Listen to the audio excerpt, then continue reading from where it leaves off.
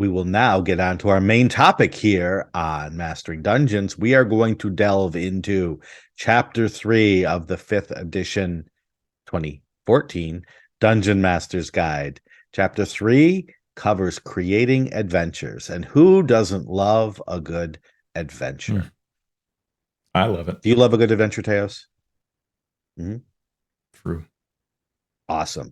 So last time we looked at Chapter 2, creating a multiverse, which was all about the planes and heavy on lore. And now we get into the good stuff. Now we get into teaching DMs how to create their own adventures. We may end up breaking this up into 2 weeks of coverage, depending on how vociferous that we get on the content that's here. But let's talk about the opening, because I love looking at openings to see what we're going to learn and what the designers and the writers have to say. And this chapter begins with the following. Creating adventures is one of the greatest rewards of being a dungeon master. It's a way to express yourself, designing fantastic locations and encounters with monsters, traps, puzzles, and conflicts. When you design an adventure, you call the shots. You do the things exactly the way you want to. And my reaction is, I was with you right up to that last couple of things. And I try to tell people not to use the word things in their writing or use unclear pronouns. You do things exactly the way you want to. That sort of hints at the dungeon master being all powerful. You do things exactly the way. No, you don't. You can create an adventure that will hopefully play out in a story that you envision being played at the table, but you don't do things exactly the way you want to, because we have this concept in role-playing game called players. And these players, believe it or not, can sometimes throw some sand in the gears of what you expect to happen at the table. This is shocking news, Shawn. I know. Things won't go as planned. But yeah, I had the same impression when I read this. I was like, exactly the way you want to. And there are two parts of it. One is that, I mean, it's almost like you're setting up the new DM to fail, because no, things will not go exactly the way you want to. And that may crush you if you're not prepared for that. And two, this is not about your ego. Like, yes, it is cool that you can express yourself and design these amazing places. Yeah. That's great. That's art. That's creation. And that is unbelievable that you are the one creating the world. Even from an ego perspective, awesome. But it's just neat from the art perspective. But it's not because you get to dictate how it plays out. And in fact, that's the real beauty of it, is that next piece, which is when you create these things, the joy of seeing how they actually react to it and learning from that is what makes this a lifelong gift and challenge. That is the best part of it to me. Yeah, I couldn't say that any better myself, right? That's what I was thinking here is, when you write a book and someone reads it, you're not there with them. So you don't know how they're reacting to it. When you create a piece of art hanging on the wall or sitting on the block, on the pedestal, you could be at the gallery watching people, but generally you're not. When you're a dungeon master and you've created an adventure and you're presenting it to players, the joy of seeing their reactions to it and you being surprised by it is that beauty, like you say, Teos. And I wish they had said that here. And maybe they did somewhere else, but if they did, it was sort of lost in things, right? That's the joy of this. And I'm cool with everything they say in this chapter. It all is stuff that needs to be said and is good, but that element of it, the players interacting with the element, gets undervalued and undermentioned.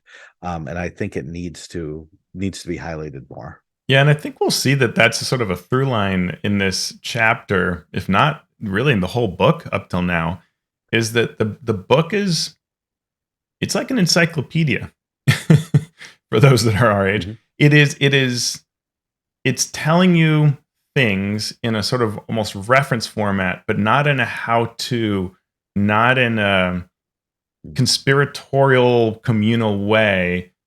And I think the best books that I read and the best editions of Dungeons and Masters guides and so on are the ones where it acknowledges this is an imperfect process, and it's sort of saying we're in this together, buddy, because this is not just about one game, it's the long game, and you are slowly try this, refine this way, correct when you see these kinds of things. Like it's that kind of approach to things that you want to roll up your sleeves and get into it, rather than this assumption of like everything will be fine if you just do it this way, right? Yeah. So we get the first section after the introduction, elements of a great adventure. And we are told that the best adventures have these things in common: a credible threat, familiar tropes with clever twists, clear focus on the present, heroes who matter, something for all player types, surprises, and useful maps. So we get those 7 elements of the best adventures. And I think that's true. I think those topics, those things, those elements of an adventure are something that are interesting and vital to focus on as you consider and then design your adventures. Yeah. Then we get a paragraph on each of those, sort of going into a little bit more detail. What was your thoughts on that, Teos? Yeah, these are all really good, and a nice way to start off the chapter of thinking through and maybe challenging some of your assumptions, which I think is important when you talk about adventure writing, to paint the idea that this is a complex topic with complex approaches to it. And things like the familiar tropes with clever twists or a focus on the present is great. I mean, that's something, don't get lost in backstory and what happened. Like, do the now. That's a great point. Making it about the players, speaking to all the different types of players and different things they like. These are all excellent things. So I like this a lot. I thought this was a very strong start to things. Yeah. Getting these basics down is important because, like in any creative process, you should know the structure before you try to break the structure and do something completely innovative, right? Charlie Parker, the jazz musician, said, master your instrument, master the music, then forget all that BS and just play. And so that's why we need this grounding. We need to know that, here we need this. We need the heroes to matter and make choices. They talk about the useful maps. And really what they mean, more than just the map, is give the player information, but also choices within that information. I wish a map does that if it's done well. Yeah, I wish they'd made that point a little more strongly. And I think this is also a theme in this section. They sometimes assume a certain type of story, a certain type of adventure here that is almost very old school in its assumption. And I wish they'd stepped away from that a bit. Right. Yeah, there were a couple times when, something like familiar tropes with a clever twist. It's okay to just have the familiar tropes. In fact, you want to have the familiar tropes because if everything you do is a twist, then it doesn't surprise. It's just, here's the one more twist.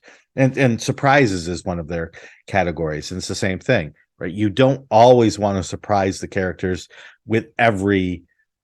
It's like watching the show where that the person who they just interacted with is the real villain because that's the person they interacted with first. And the person they interact first is always the villain.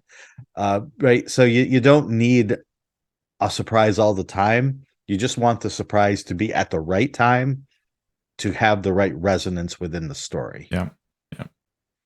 And then we get a section on published adventures, a few paragraphs on how you can save time if you don't want to create an adventure.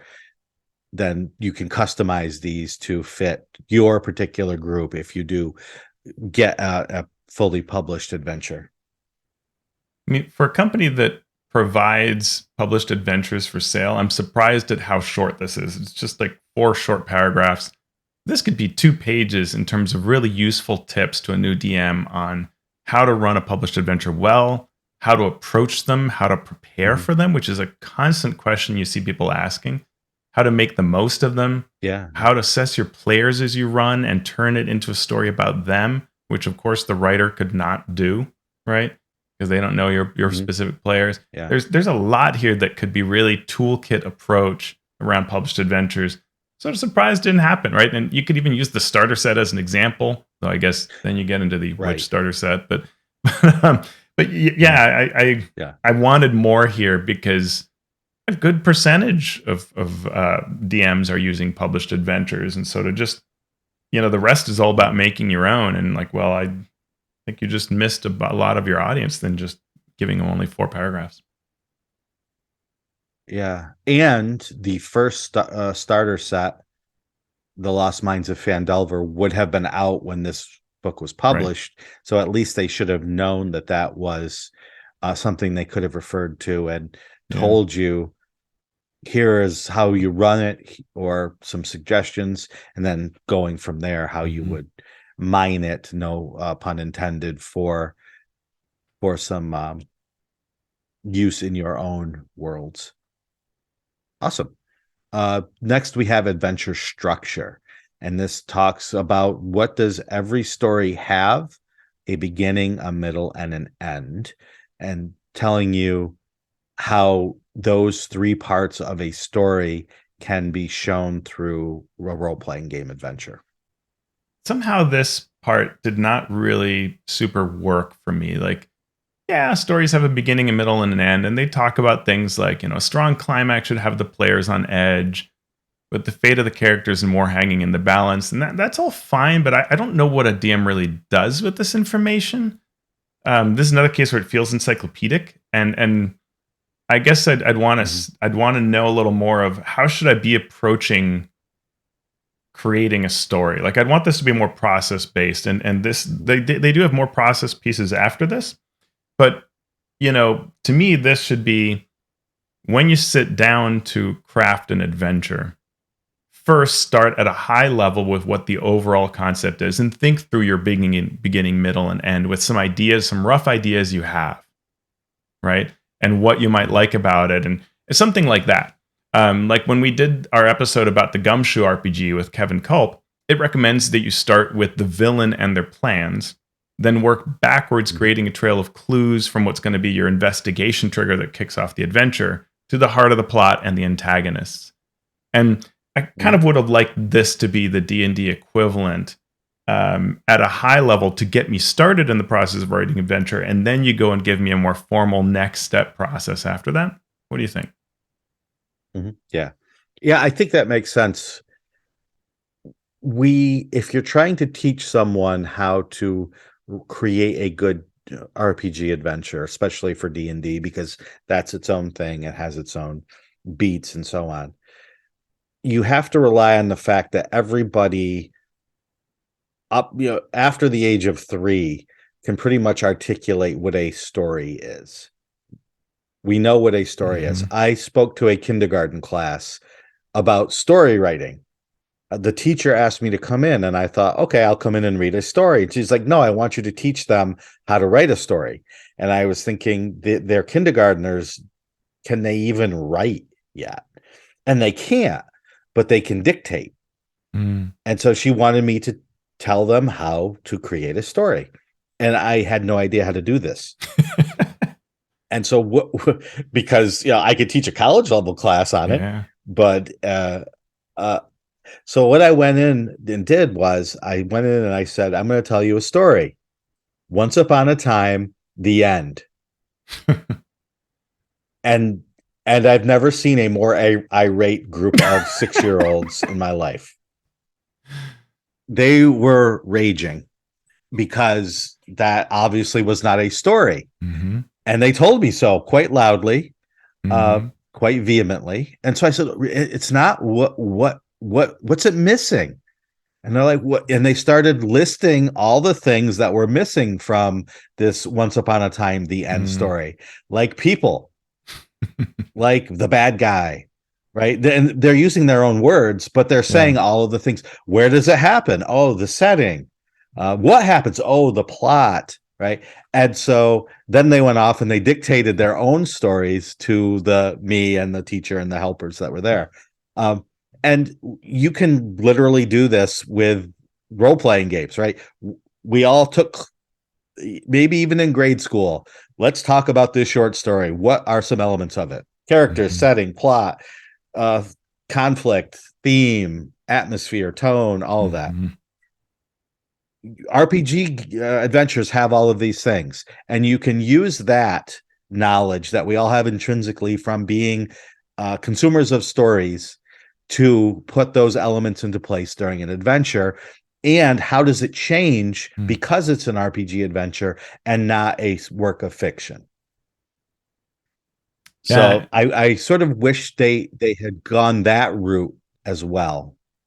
Yeah, and bless you for that. I love the Socratic method. And when I was, thinking about what you're just saying, looking at this guy, like I would love here some top level information. Like one of the things this doesn't address at all, the entire chapter, is what is a good story, or how do you even know you have a good story? And I think that is important. And like one of the things that I say to folks when we're talking about adventure writing is, you have a good story when you can, in very simple terms, describe it, and that sounds cool, even just to you, right? If you just very quickly describe what's happening, that sounds great. And most of the adventures that, if you take one of the 5e adventures, and if you just, in 3 sentences or less, say what that story is like, that it sounds cool, right? And that is a neat concept to do for your own self. And you can keep asking yourself the question of what is my story as you go through the process. And does it still sound good to me? Does it sound cool? Would I like to see the movie of this? Would I like to read the novel of this thing that I'm doing? Not because I'm writing a novel and I'm not writing a movie, but that it would be a neat enough 3-sentence, 2-sentence explanation, right? The elevator pitch of it would resonate, and I'd want to see someone make that into a movie. And if not, well, then adjust the parts that it feels that way. You could do the parts, right? Like the way you said, like a setting, conflicts, plot, tone, theme. That could be part of it. Like if it doesn't resonate, are you using these things? Right. Yeah. What were you saying? And if you do envision it as a story, if you do envision it as a movie, what would the characters have to do in order to make that thing cool? So don't just say, here's a situation I'm throwing the characters into. This is the situation I'm throwing the characters into, and I can envision these cinematic or these cool ways that they are going to deal with this. Now, sometimes they can come up with those things on their own, but sometimes they need to see that path. They need to see even a word that will trigger their imagination in a certain way to realize that this is the cool thing that they can do. Otherwise, the only input they have is through their character sheets. So they're looking down at the words on their character sheet rather than thinking through the story that you are laying in front of them and the options within that story. Next, they go into, or the book goes into, adventure types, dividing them up into location-based adventures, event-based adventures, mysteries, intrigue, and framing events. So let's talk about each of them individually. Location-based adventures. Teos, take it away. All right. So they have a 6-step process here, and this does get into the process kind of piece that I was looking for. Identify the party's goals. And one of the interesting things here is they use a lot of tables. And sometimes I think the tables are great, sometimes they're not so great. So we get a table of goals for dungeon or wilderness or other, 3 tables, with goals as to why you entered the location. So I'll pick one at random. Escape from captivity in the dungeon.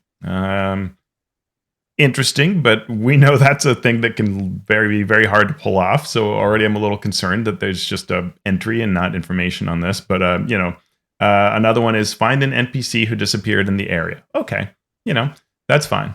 And then step 2, so that's our goal. Then we're going to identify important NPCs.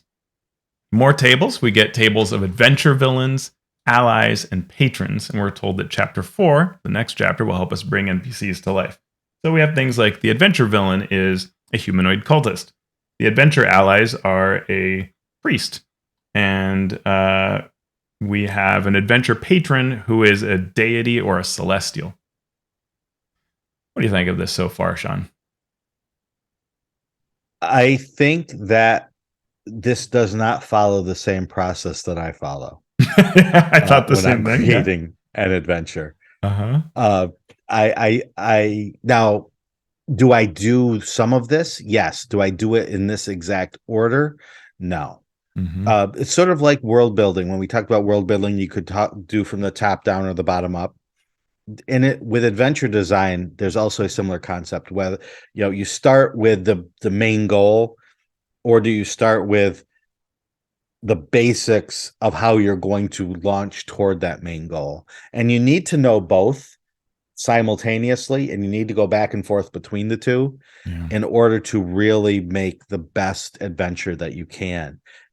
Now, sometimes that back and forth can be after you're done, you do another iteration of it.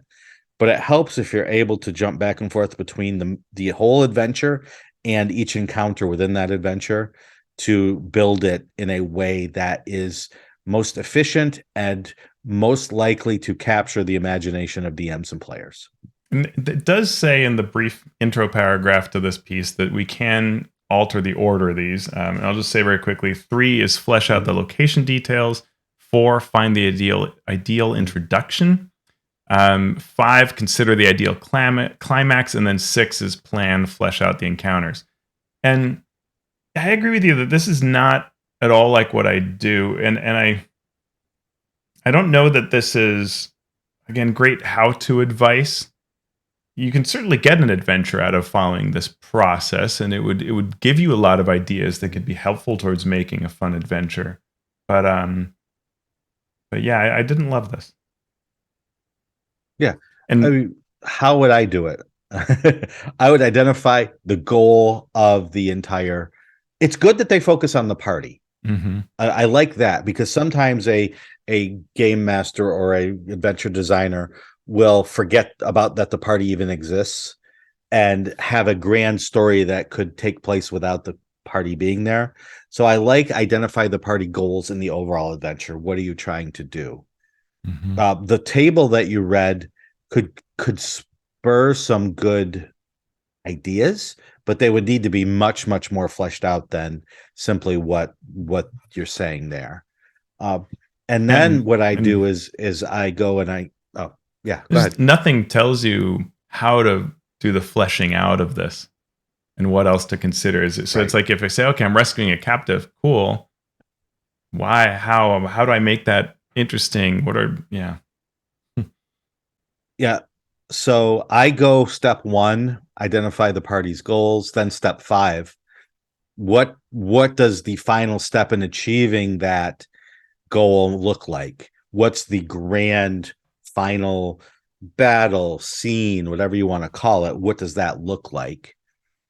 Then I will try to consider who is involved. But I'm also jumping back to the encounter level to say, what steps along the way do the characters need to take to achieve that final goal? Because each encounter should also have a goal. So what's the thread? What's the beats that lead up to that final encounter that's going to allow them to achieve that final goal? What sort of sub goals and twists and turns can we add along the way? Do I want it to be very simple?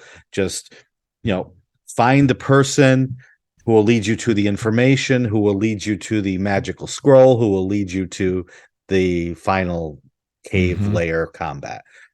Pretty simple and straightforward. Do I throw twists in there? Then you can start playing around with the structure. And like you mentioned beats, and it's interesting. There's nothing addressing that kind of thought. Even though Robin Laws has in the past consulted on previous DMGs and written sections of them, and Kenneth Haidt and other really smart people like that, and it feels like this is something that should have been read by maybe more eyes to get more ideas on it, because it is really, it's the more I think about this and read this, the more I realize how much is missing from this around the process that I actually follow, or people that I look up to follow and talk about.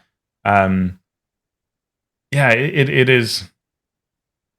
It's really interesting to me to go like, wow, this is what the only things they're telling you about building an adventure. Yeah. Yeah, it's not wrong. It's just it's so complex that to say here are the 6 steps or 7 steps, 6 steps leaves so much out that I would and have presented it in a different way. Yeah. I would start at the ground and work your way up by saying, have an idea for your full adventure, but tackle it at the encounter level. Let's talk about how we build encounters. What are the building blocks of those? Then we work our way up toward this idea of putting encounters together to make something larger. But again, and then that would be wrong in the long run because other people do it differently. So, but I think I don't think there's a right answer. The fact that it isn't right is almost like what you do need to speak to, right? To that idea of this is an iterative process that can start in a number of ways, but you want to consider some of these different factors, like the larger story, the agency the players have, the villain's motives. And the dance of this is figuring out how you like to approach this to put those pieces together, right? And it's not, it's that kind of discussion that I think is really missing. It's that how-to piece that says outline, iterate, go back and adjust this. And what even happens during play, right? You might start and you actually run this thing after you write it, and you do your first session where you do the introduction, and boy, are the players expecting it to go in a different location. And then you have to think about, do I want to adjust it further? Because this is my baby, I get to, right? I can change some aspects between now and next week or whenever we meet again. And you mentioned, that you've written about this, and in our show notes is a link to your awesome Let's Design an Adventure series that looks at how to design an adventure and think like a designer and build on pillars and other aspects like that. So we link to that because it's a really good series of articles on D&D Beyond. Yeah, I was lucky enough to be able to get asked to write that, and it helped me clarify my own process, which was important because I had no idea how I designed adventures until I sat down and thought about how I designed adventures, and then so that was fun. I use this, and the weird thing about this is, right, this is all under location-based adventures, and so it sort of says that there's discrete ways to create different adventures when there really aren't, because you can obviously there are adventures that hinge on events happening and you move from event to event, but when you move from event to event, you're still moving from location to location. So it sort of has this false dichotomy of there are two types of adventures, or specific adventures that are completely different from each other when there really aren't. It's more about the flow of information than it is about the way that the characters move through it. Yeah, and that's where you get into things like how granular you are, because if you're traveling from point A to B on a wilderness map, that is a certain type of storytelling and pacing that's taking place with different considerations than if you're going through a dungeon crawl. And having events can actually resemble one of those or neither of those. It can really depend. Yeah. Why don't we break here? Then we'll come back and cover the rest of these adventure types and talk about random encounters and all sorts of fun things that Chapter 3 continues to give us information about. So, hey, Teos, thank you for sharing your wisdom with all of us. Same. I always love it. It's my favorite part of my Mondays. Yeah, me too. So thank you for our patrons out there. We had a slew of new patrons come in recently, so thank you so much. If you are getting any joy or knowledge or anything out of Teos and I talking with each other about this game and this hobby we love, please do consider supporting us via Patreon. You can go to patreon.com/mastering DND. Did I get that right? We'll say Yeah. I did. And we already have a bevy of supporters out there. Thank you to our Master of Dungeons supporters for your contributions to our cause. A special shout out goes into our show notes for our Master of Realms supporters and our Masters of the Multiverse. Our top tier gets a special shout out in our show notes. And we have Keith Amon of the Monsters Know What They're Doing, Craig Bailey, Steve Bissonette, Evil John, Darren Chandler, Andy Edmonds at Nerdronomicon, Ben Heisler and Paige Lightman, Sean Hurst, Brian King, Travis Lee, Chad Lench. Thank you, Chad, for the questions as well. Post Fiction RPG Audio, Eric Mengi, The Micro Ant, Sean Molly, Falcon Neal, Chance Russo at Drago Russo, Ross Sandberg, Krishnan, I can't even pronounce the first name right now. Similar to Krishna.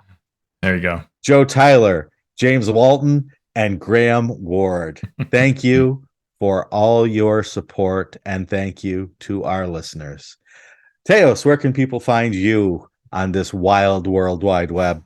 Wow. Well, find me at alphastream.org. That's the safest place to find me. I'm also on Mastodon at dice.camp at AlphaStream, every now and then on Twitter. Where do we find you, Shawn?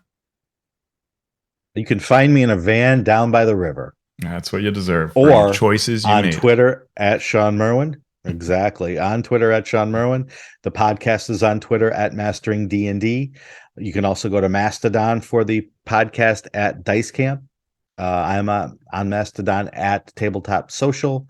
And you can join our community via Patreon or go to the YouTube channel, Mastering Dungeons, and talk to us and see our beautiful visages as we discuss games. So, Teos, we got through chapter 3 halfway. We're halfway through our adventure here. What are we going to do now? Well, I'm going to roll on the podcast show climax table, or adventure climax table. Okay. And it's going to tell me that I have to discover the main villain, that's probably you, their secret weakness before I can hope to defeat the villain. So I've got to figure out what your weakness is. It's whiskey, I'll tell you right now. Oh, well, there you go. Consider yourself defeated. Oh, did I...